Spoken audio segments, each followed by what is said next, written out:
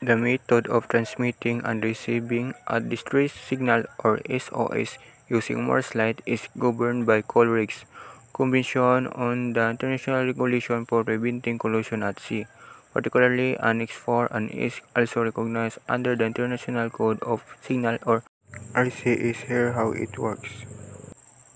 SOS in Morse code: 3 short flashes, 3 long flashes, 3 short flashes.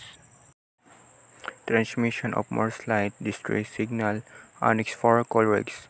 Annex 4 of Coleridge includes the signals indicating distress and need of assistance and is officially lists a signal made by any method consisting of the group SOS in the Morse code. So using Morse code via light in officially recognized distress signal. A light source use a signal lamp, flashlight, or even a searchlight capable of creating distinguishable flashes. Timing approximate: short flash dot 0.5 seconds, long flash dash 1.5 seconds, pause between letter 1 seconds, pause between SOS group 3 seconds, then refade. 3 reception and recognition ICS and common understanding. Reception and recognition or ICS and common understanding.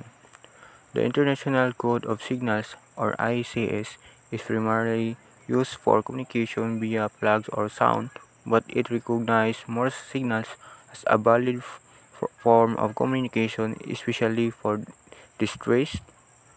When receiving SOS in Morse light, immediate response is required. Recognize it as distress signals. Take all possible steps to render assistance.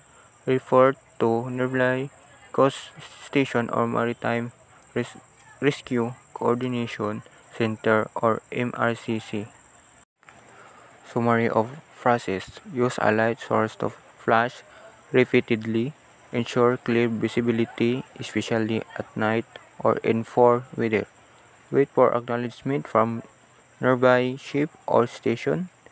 If you receive SOS, initiate rescue or alert authorities.